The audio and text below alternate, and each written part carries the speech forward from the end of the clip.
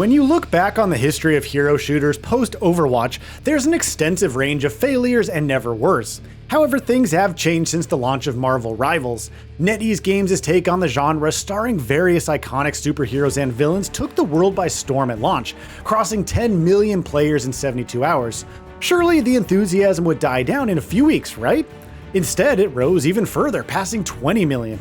Longtime content creators and streamers thrived after jumping to Rivals, and recent Twitch viewership numbers paint a sordid picture for Overwatch 2. Their team's capture progress has passed the halfway point.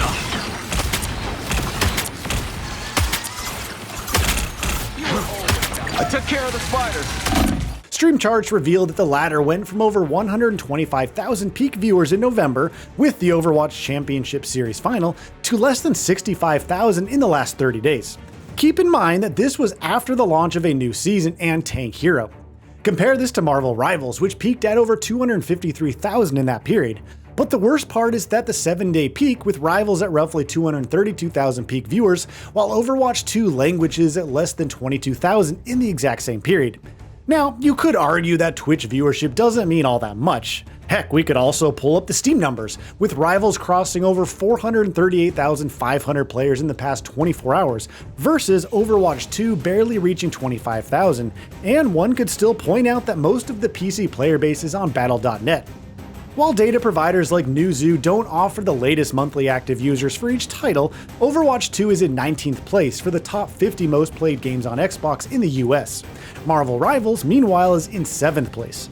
PlayStation rankings are more challenging to track, but it's impossible to deny that NetEase has taken a massive piece of Blizzard's market share here. One may ask how, especially when many other hero shooters have tried and failed. The Marvel license plays a big role in garnering mainstream attention, but that's only good enough to get players in the door. How is NetEase keeping them, and more importantly, creating a superior alternative to Overwatch 2? You need to stop that vehicle in its tracks.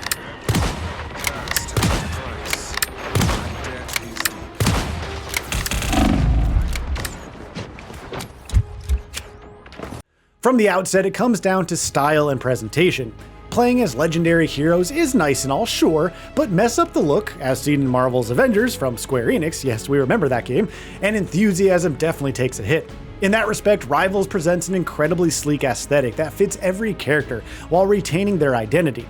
The coolness factor is important, especially in hero shooters where selecting mains is a thing, but NetEase went the extra mile in attention to detail.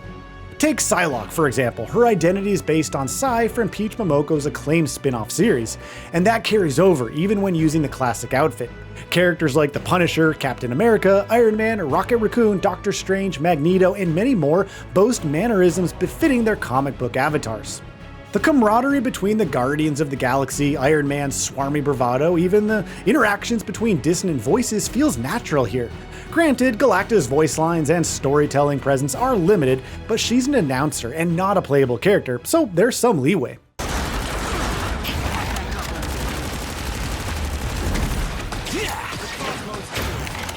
I was a little messed up there. Thanks. Whoever they are, they don't look friendly. Next up is the power fantasy. There's this feeling that characters aren't just designed for optimal balance. Each seems to have some element or another that makes them incredible and leverages their iconic powers. This plays into something else that sets Marvel Rivals apart from Overwatch 2, the lack of curtailing player expression. Though each hero falls into one of three classes, Vanguard, Strategist, and Duelist, not every hero fits the usual tank, healer, and damage dealer dynamic. Mantis may restore her teammates' health, but the player's competency to score critical hits is paramount to ensure consistent uptime on her healing abilities. Venom is a completely different kind of Vanguard from Penny Parker, focusing more on dividing enemies and getting their faces versus area control and support. Playing as the Winter Soldier, again, is a different experience than the Punisher, even if they both use guns. It's all the more apparent when looking at the newer heroes. Mr. Fantastic is a duelist, but despite essentially being a melee fighter, he offers more range than Iron Fist or Wolverine. Furthermore, he can reflect ultimates, slam two heroes together, or bounce around and deal AoE damage.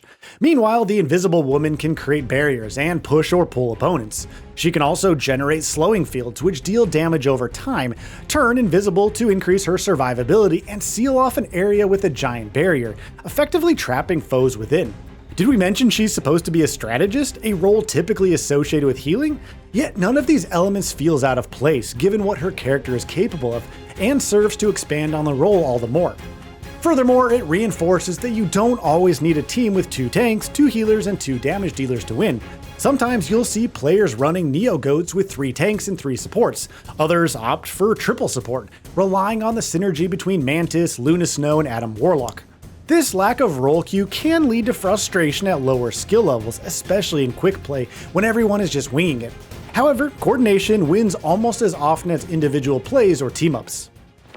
Judge, jury, executioner! Blaze of glory. Double KO! That's 3! Gotta keep it up.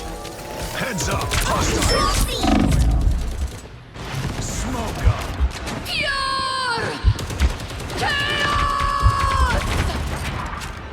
Then there are all the other things it offers compared to Overwatch 2, like 6v6, environmental destruction, cross-platform play only on consoles, thus providing a level playing field, and hero bans at higher ranks. And who can forget damage dealers who are effective at damaging enemies? There are some caveats and plenty of ways that Marvel Rivals could trip up later.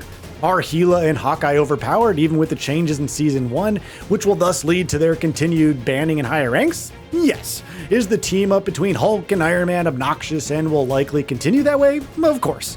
Do the ping system and mouse acceleration require improvements? Undoubtedly. Could NetEase pack all kinds of nerfs and changes that dilute the power fantasy, much like what happened with Overwatch? Most likely. However, there's currently a fundamental understanding of what makes Marvel Rivals so much more enjoyable compared to Overwatch 2, and even other hero shooters that came before. It's not just in providing cool characters to play as or engaging gameplay that keeps players coming back for more, but trying to do its own thing.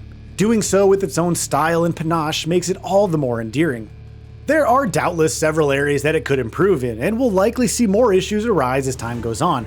For now though, Marvel Rivals is proving to be a viable alternative to Overwatch 2 instead of a cheap knockoff or flash in the pan.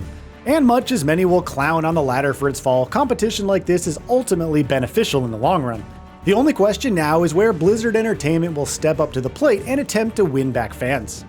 So what are your thoughts on this? Go ahead and share them in the comments below. And if you like this video, please subscribe to the channel and enable all notifications by clicking the bell icon to get new video updates. We upload every day and would really appreciate your support. Thanks for watching.